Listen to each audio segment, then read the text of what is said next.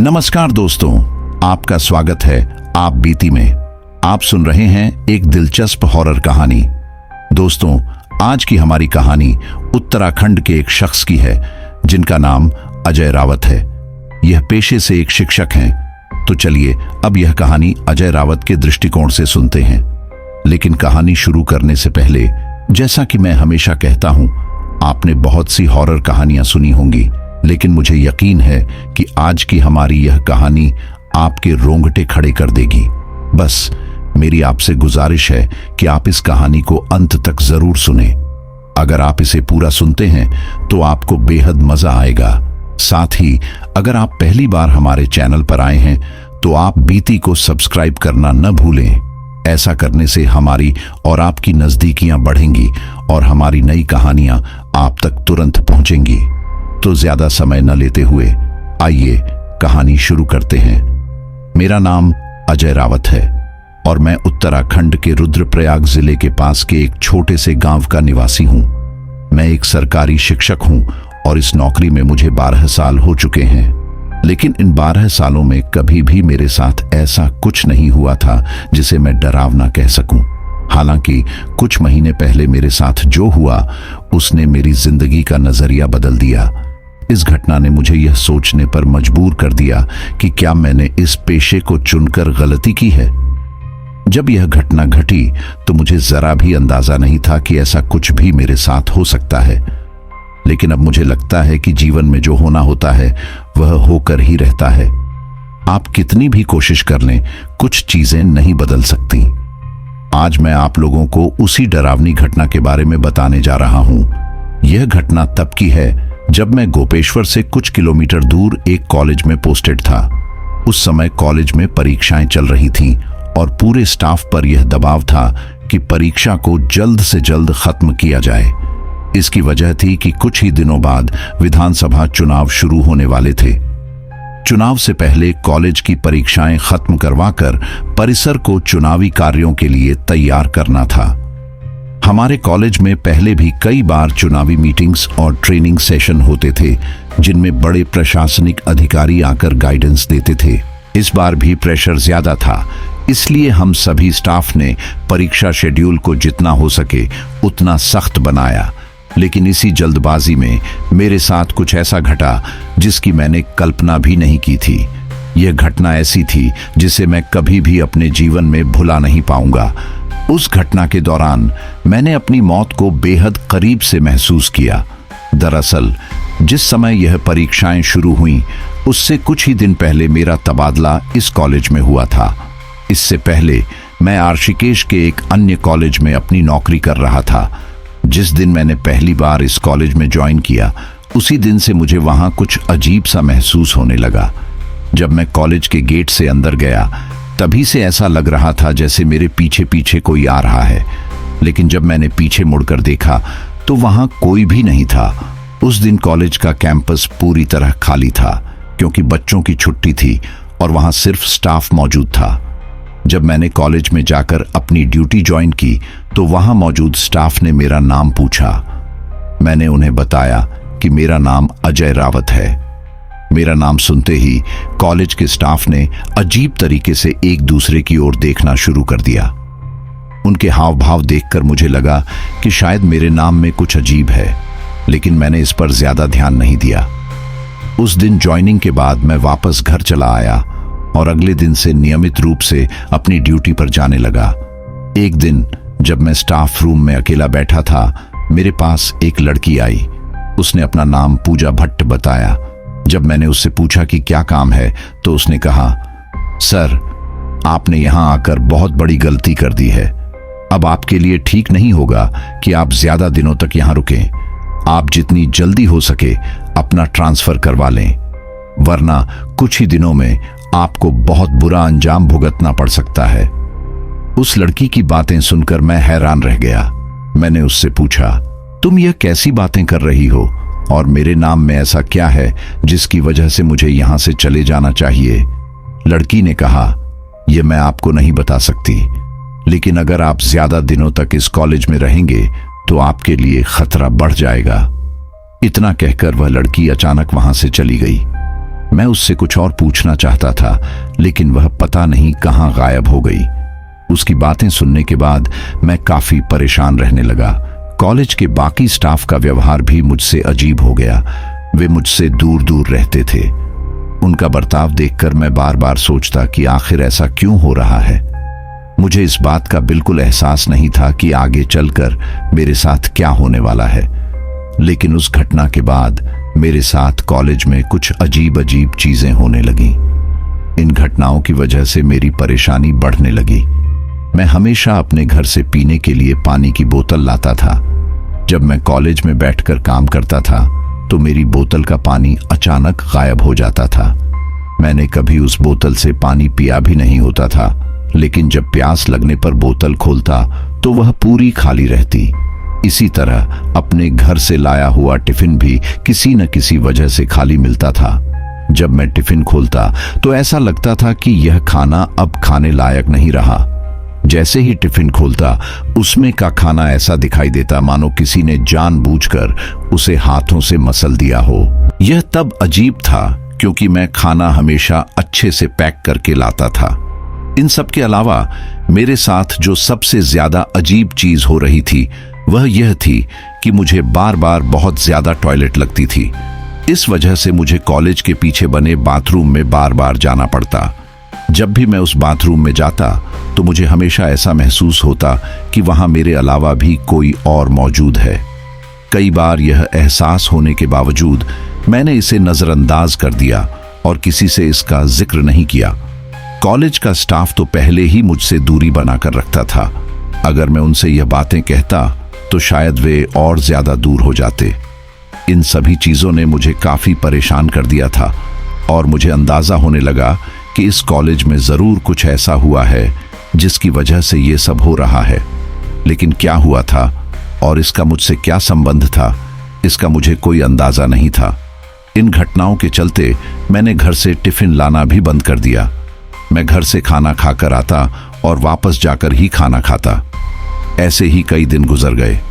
जैसा कि मैंने पहले बताया था, कॉलेज में बच्चों की परीक्षाएं शुरू होने वाली थीं। जिस दिन परीक्षाएं शुरू हुईं उस दिन मैं सभी क्लासरूम्स में जाकर यह सुनिश्चित कर रहा था कि बच्चों के बैठने की व्यवस्था सही तरीके से हो। एक क्लासरूम में जाकर जब मैं व्यवस्था देख रहा था, मेरी नजर अचानक ब्लैक बोर्ड पर गई। ब्लैक बोर्ड पर बड़े बड़े अक्षरों में जो लिखा था उसे देखकर मैं बुरी तरह डर गया। वहां लिखा था, अजय रावत अब तू गया। यह देखकर मेरी हालत खराब हो गई। मैंने तुरंत सोचा कि अब मुझे इस कॉलेज से जितना जल्दी हो सके अपना ट्रांसफर करवा लेना चाहिए। अगर मैं यहां और रहा तो मेरे साथ कुछ बड़ा अनहोनी हो सकती है। मेरा नाम देखकर और इस तरह का मैसेज पढ़कर मैं बेहद डर गया। मुझे समझ नहीं आ रहा था कि यह सब मेरे साथ क्यों हो रहा है। एक पल के लिए मैंने सोचा कि शायद यह किसी छात्र की शरारत हो जो मुझे डराने के लिए की गई हो। मुझे पहले से जो चीजें हो रही थीं उनकी वजह से उस बोर्ड पर लिखी बात पर भी मुझे यकीन हो गया।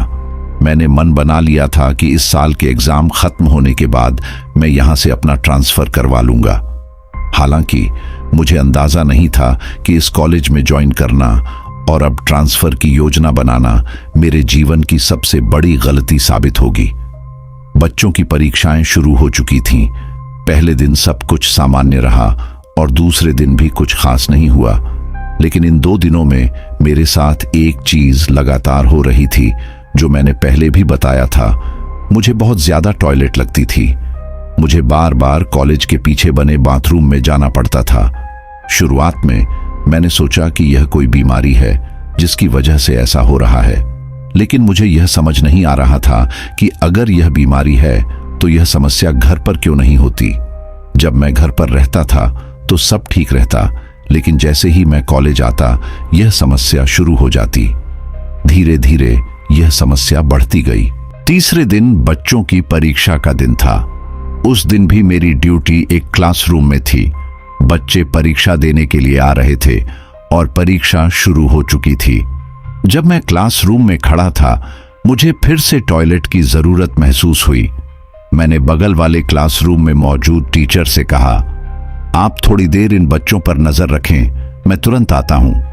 यह कहकर मैं कॉलेज के पीछे बने बाथरूम की ओर चला गया। उस दिन कॉलेज का कैंपस पूरी तरह खाली लग रहा था। क्लासरूम के बाहर कोई नहीं था। मैं बाथरूम पहुंचा और टॉयलेट करने लगा। जैसे ही मैं टॉयलेट कर रहा था, मुझे फिर वही एहसास हुआ कि वहां कोई और भी मौजूद है, लेकिन मैंने उसे नजरअंदाज किया और टॉयलेट करने लगा। तभी मुझे सिसक सिसक कर रोने की आवाज सुनाई दी। उस आवाज को सुनकर मैंने सोचा कि यहाँ कौन रो रहा है। मैंने टॉयलेट खत्म की और बाथरूम से बाहर आकर बाकी बाथरूमों को चेक किया, लेकिन वहां कोई नहीं था। मैंने आवाज लगाई, कौन है यहाँ, कौन रो रहा है? अभी मैंने इतना ही कहा था कि मुझे वही आवाज सुनाई दी जो कह रही थी, तेरी मौत। यह सुनकर मेरी हालत खराब हो गई। मुझे समझ आ गया कि यह चीज मेरा पीछा कर रही है। डरते डरते मैंने बाथरूम से बाहर जाने की कोशिश की, लेकिन जैसे ही मैं दरवाजे तक पहुंचा, मैंने देखा कि मेन दरवाजा बाहर से बंद था। अब मैं चाहकर भी बाहर नहीं जा सकता था। तभी बाथरूम के अंदर मौजूद बाकी के बाथरूमों में से एक लड़की बाहर निकल कर आई। उसे देखकर मैं हैरान रह गया। मैं सोचने लगा, यह लड़की पुरुषों के बाथरूम में क्या कर रही है? मैंने डरते हुए उससे पूछा, तुम कौन हो? मैंने उससे डरते हुए पूछा, तुम कौन हो और यहाँ क्या कर रही हो? तुम मुझे किसी कॉलेज की स्टूडेंट तो नहीं लगती। आज से पहले मैंने तुम्हें कभी यहाँ नहीं देखा। मेरे इतना कहने के बाद वह लड़की अपना चेहरा ऊपर उठाकर मेरी तरफ देखती है। जैसे ही उसने मेरी तरफ देखा, मेरी आंखें फटी की फटी रह गईं। वह बेहद डरावनी लग रही थी और उसके चेहरे पर गहरे कटे हुए निशान थे। ऐसा लग रहा था मानो किसी ने उसके चेहरे को बेरहमी से काट दिया हो। मेरी तरफ देखकर वह लड़की पहले रोने लगी और फिर अचानक से जोर जोर से हंसने लगी। फिर वह मुझसे बोली, अजय रावत, तुझे याद है यह बाथरूम? यहीं पर तूने मुझे मार डाला था। उस डरावनी लड़की के मुंह से यह सुनकर मैं पूरी तरह सहम गया। मैंने डरते हुए उससे कहा, मुझे तो कुछ याद नहीं है। तुम कौन हो और यह सब क्यों कह रही हो? इस पर उसने कहा, तुझे सब याद दिलाती हूं। यह कहते हुए वह तेजी से मेरी तरफ बढ़ी और मेरे पैर पर जोर से लात मारी। उसके लात मारते ही मैं नीचे फर्श पर गिर गया। जैसे ही मैं फर्श पर गिरा, उसने मेरे पैर पकड़ लिए और मुझे घसीटने लगी। वह मुझे बाथरूम के अंदर खींच कर ले जाने लगी। ये देख मैं बुरी तरह डर गया और चिल्लाने लगा, बचाओ बचाओ! लेकिन कॉलेज में न तो कोई स्टाफ था और न ही कोई स्टूडेंट। मेरी आवाज सुनने वाला वहां कोई नहीं था। वह डरावनी लड़की मुझे खींचते हुए एक बाथरूम के कोने में ले गई। इसके बाद उसने अपने लंबे और नुकीले नाखूनों से मेरी गर्दन पकड़ ली। उसके नाखून इतने तेज और नुकीले थे कि वे मेरी गर्दन में चुभने वाले थे। उसने मेरी गर्दन को इतनी जोर से पकड़ा कि मैं न तो ठीक से बैठ पा रहा था और न खड़ा हो पा रहा था। मेरे घुटनों में भयानक दर्द होने लगा। गर्दन पकड़कर उसने कहा, गौर से देख इस चेहरे को। अगर अब भी तुझे कुछ याद नहीं आया तो मैं कुछ ऐसा करूंगी कि सब याद आ जाएगा। मैंने उसकी तरफ देखने की कोशिश नहीं की, क्योंकि उसका चेहरा इतना डरावना था कि मैं उसे देख भी नहीं सकता था। वह चुड़ैल जैसी दिखने वाली लड़की मुझसे बोली, उस दिन तूने जो किया वह बहुत गलत था। तुझे अंदाजा भी नहीं है कि तेरे ऐसा करने के बाद मैं इस बाथरूम में कितनी तड़पी थी। मैं तड़प तड़प कर मरी, लेकिन तू इतना निर्दयी था कि तुझे मुझ पर जरा भी दया नहीं आई। तूने मुझे इस हालत में यहां छोड़ दिया और चला गया। उस दिन से मैं यहीं पर तेरा इंतजार कर रही हूं। वह कहने लगी, मुझे पता था कि तू एक न एक दिन लौट कर जरूर आएगा। कुछ दिन पहले भी तू आया था, लेकिन तब तू मेरे चंगुल से बचकर निकल गया। लेकिन आज मैं तुझे बचने नहीं दूंगी। आज मैं तुझसे अपना बदला लेकर रहूंगी। तेरे साथ वही करूंगी जो तूने मेरे साथ किया था। तुझे भी तड़पा तड़पा कर मारूंगी, जैसे तूने मुझे तड़पने पर मजबूर किया था। तुझे तड़पते हुए देखकर मेरी आत्मा को तृप्ति मिलेगी। उसकी बातें सुनकर मैं पूरी तरह सहम गया। उसने कहा, लेकिन इसके लिए पहले मुझे तेरा वही हाल करना होगा जो तूने मेरे साथ किया था। उसके मुंह से यह सब सुनकर मैं पूरी तरह कंफ्यूज था। मुझे समझ नहीं आ रहा था कि वह यह सब क्यों कह रही है और मेरे साथ क्या करना चाहती है। लेकिन इतना साफ हो चुका था कि इस लड़की के साथ यहाँ कुछ गलत हुआ था। मुझे यह भी समझ आ गया था कि यह कोई इंसान नहीं बल्कि उस लड़की की आत्मा है। मैंने उसे समझाने की कोशिश की कि मैंने कभी उसके साथ कुछ गलत नहीं किया, लेकिन वह मुझे कुछ कहने का मौका ही नहीं दे रही थी। इसी दौरान कुछ ऐसा हुआ जिसने मुझे वहां से भागने का मौका दिया। दरअसल मेरे हाथ में एक कड़ा था। यह कड़ा मेरी पत्नी ने मुझे पहनाया था, जो उसने अपने मायके से लाया था। उसके मायके वाले एक माता के मंदिर में जाते थे, जहां के पुजारी ने उसे यह कड़ा दिया था। पुजारी ने कहा था कि यह कड़ा किसी भी बुरी आत्मा या शैतानी शक्ति से मुझे बचा सकता है। जब मैंने पहले कॉलेज में हुई अजीब घटनाओं के बारे में अपनी पत्नी को बताया तो वह बहुत डर गई थी। इसी वजह से वह अपने मायके गई और यह कड़ा लाकर मुझे पहनाया। जैसे ही उस डरावनी आत्मा ने मेरे हाथ में पहने कड़े को छुआ, उसे जोर का झटका लगा। वह अपने हाथ को झटके से पीछे खींचने लगी और जोर जोर से फूंक मारने लगी। यह देखकर मुझे समझ में आ गया कि इस कड़े ने उसे झटका दिया है और उसका हाथ जल गया है।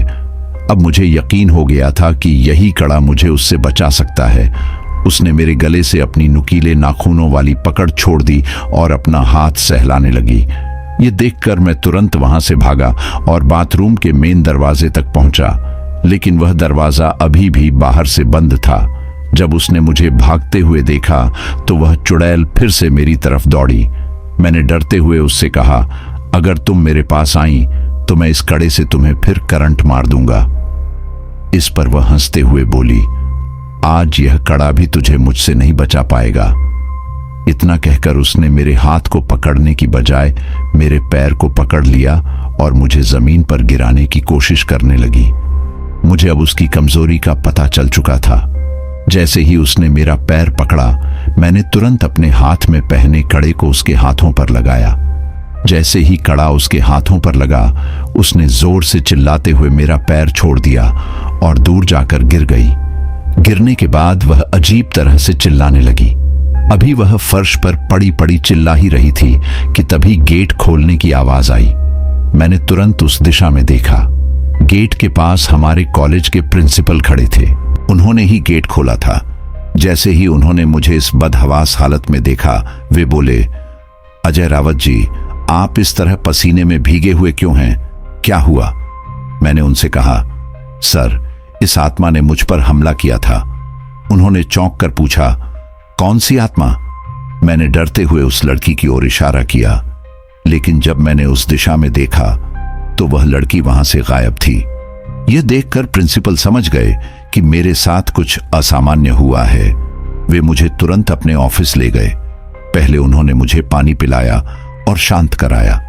जब मैं थोड़ा शांत हुआ तो उन्होंने मुझसे कहा, आप जितना जल्दी हो सके यहां से अपना ट्रांसफर करवा लीजिए, वरना आप यहां ज्यादा समय तक नहीं टिक पाएंगे। मैंने उनसे कहा, सर, आप मुझे बताइए यहां आखिर चल क्या रहा है और यह सब मेरे साथ ही क्यों हो रहा है। इसके बाद उन्होंने जो बताया उसे सुनकर मेरी हालत और खराब हो गई। उन्होंने कहा, इस कॉलेज में आपके आने से पहले यहाँ एक और टीचर थे जिनका नाम अजय रावत था। उनका और उस समय के प्रिंसिपल का आपस में काफी अच्छा तालमेल था, लेकिन अजय रावत ने अपनी ताकत का गलत इस्तेमाल किया। एक बार कॉलेज के एक कार्यक्रम के दौरान उन्होंने एक लड़की को बाथरूम के पास बुलाया और उसे वहां अंदर खींचकर उसके साथ गलत काम किया। उन्होंने लड़की की इतनी बुरी हालत कर दी कि जब उसे अस्पताल ले जाया गया तो कुछ ही दिनों बाद उसकी मौत हो गई। उन्होंने आगे बताया, उस लड़की की आत्मा तब से इस कॉलेज में भटक रही है। वह अपनी मौत का बदला लेना चाहती है। जब भी कोई अजय रावत नाम का व्यक्ति यहाँ आता है तो वह उसे परेशान करने लगती है। लड़की की मौत के बाद उस समय के प्रिंसिपल और टीचर ने अपना ट्रांसफर करवा लिया। कानूनी कार्रवाई से बचने के लिए उन्होंने लड़की के गरीब परिवार का दबाव डालकर मामला दबा दिया, प्रिंसिपल ने बताया। इसके बाद यहाँ एक स्टूडेंट आया था जिसका नाम भी अजय रावत था। वह भी ऐसी ही घटनाओं से परेशान होकर कॉलेज आना छोड़ चुका था। जब आप इस कॉलेज में पहले दिन ज्वाइन करने आए और हमने आपका नाम सुना तो हमें तुरंत शक हो गया था। हम जानते थे कि अगर आपका नाम अजय रावत है तो वह आत्मा आपको भी परेशान करेगी। उनकी बातें सुनकर मुझे सच्चाई का एहसास हुआ। अगले दिन से मैंने 2 महीने की मेडिकल लीव ली और घर पर ही रहा। इसके बाद मैंने तुरंत अपना ट्रांसफर करवा लिया। लेकिन आज भी मैं उस घटना को भूल नहीं पाया हूं। उस लड़की की आत्मा से डरने के साथ साथ मुझे उसके लिए बेहद बुरा भी लगता है। उसके साथ इतना गलत हुआ और जो लोग इसके जिम्मेदार थे उन्हें कोई सजा नहीं मिली। तो दोस्तों, यह थी आज की हमारी सच्ची और डरावनी कहानी। कहानी कैसी लगी कमेंट बॉक्स में जरूर बताइए। और अगर आपने अभी तक हमारे चैनल आप बीती को सब्सक्राइब नहीं किया है तो आपसे अनुरोध है कि चैनल को अभी सब्सक्राइब करें। आपका यह छोटा सा सहयोग हमें ऐसी और सच्ची डरावनी कहानियां लाने के लिए प्रोत्साहित करता है।